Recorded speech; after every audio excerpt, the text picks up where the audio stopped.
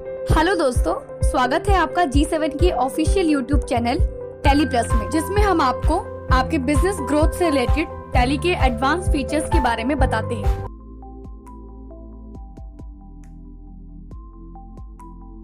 तो देखिए, मैंने सामने एक डेटा ओपन किया हुआ है जो कि 1920 फाइनेंशियल ईयर का डेटा है, फर्म का नेम है। और मैं फर्स्ट ऑफ ऑल आपको स्क्रीन पर गेटवे ऑफ टैली पर, और गेटवे ऑफ टैली पर जाने के बाद में फर्स्ट ऑफ ऑल मेरे को क्या करना है, रिकॉन्सिलिएशन करना है।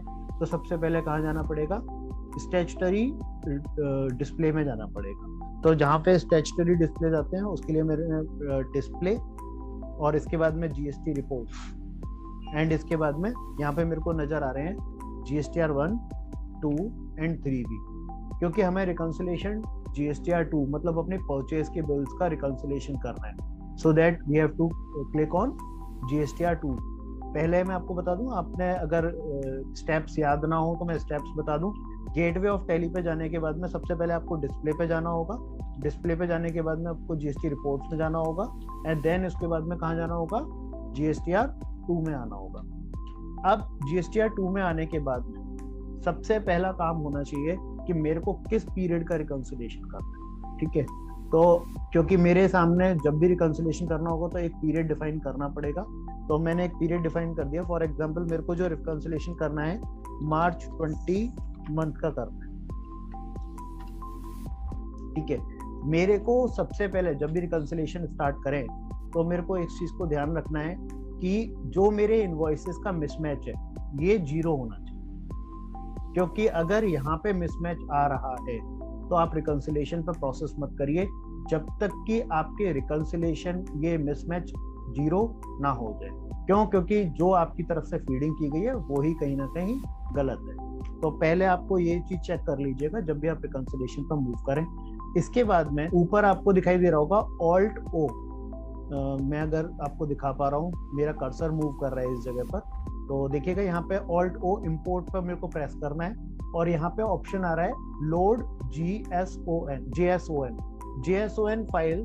मतलब मेरे को पोर्टल पे जाना होगा, इस क्लाइंट की GST की पोर्टल पे जाना होगा, 2A पे क्लिक करना होगा, और देन उसको उसकी एक JSON फाइल उस मंथ की मेरे को डाउनलोड करनी है। मैंने अपने लिए, क्योंकि मैं अभी क्लाइंट लॉगिन नहीं किया हुआ है, आपको मैं मेथड बता देता हूँ। फर्स्ट ऑफ ऑल आपको लॉगिन करना है, जो यूजर आईडी एंड पासवर्ड अगर आपके पास में अपने क्लाइंट का होगा।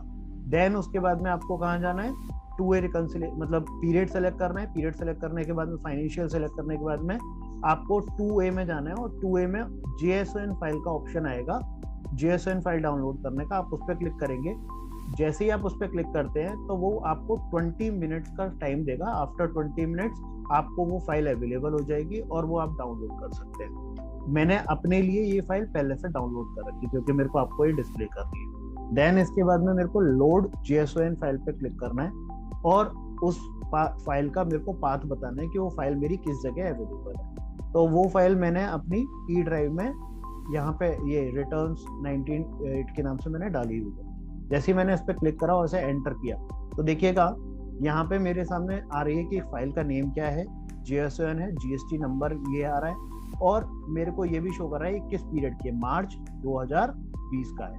ठीक है, तो इसके मेरे को एंटर करने के बाद में जैसे ही मेरे सामने एक विंडो ओपन करेगी, file load successfully, total number of invoices loaded 8। अगर मैं अपनी टैली चेक करूं तो मेरे टोटल नंबर ऑफ इनवॉइसेस कितने हैं, 4, और यहाँ पे मेरे टोटल नंबर ऑफ इनवॉइसेस कितने आ रहे हैं, 8। इसका मतलब ये है कि मेरे कुछ 4 इनवॉइसेस कुछ ऐसे हैं जो पोर्टल पे तो बोल रहे हैं बट मेरी टैली में इंटर नहीं है। देन उसके बाद में मैंने ये फाइल को इंपोर्ट कर लिया। जैसे ही मैं इंपोर्ट करता हूँ तो देखिए मेरे पास में 2 फॉर्मेट्स में दिखाई दे रहा है। As per books black colour में है और as per portal blue colour में है।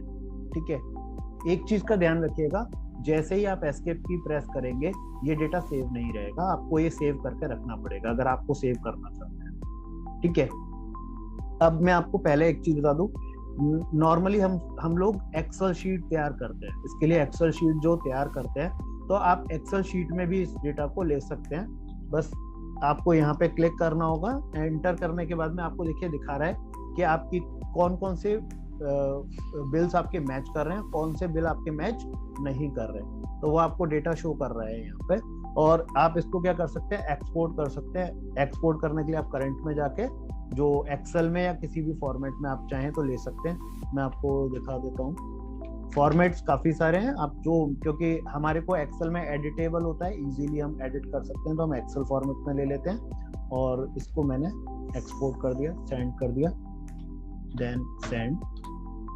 तो ये रिकंसिलिएशन मेरा टैली से बन के आ गया। अगर आप देखें, एज पर बुक्स ये 4 इनवॉइसेस हैं और एज पर पोर्टल मेरे 8 इनवॉइसेस हैं, और उनमें कौन कौन से मैच हो गए वो अलग कर दिए, और जो मैच नहीं हुए वो अलग हो गए। ठीक है, तो आप इजीली वे में केवल सिंगल क्लिक में, ये तो मेरे सामने केवल 4 इनवॉइसेस नजर आ रहे हैं, आपके 400 हो चाहे 4000, आपका सिंगल क्लिक में रिकंसिलिएशन टैली से पॉसिबल है। Subscribe and press bell icon if you like our video, and don't forget to share.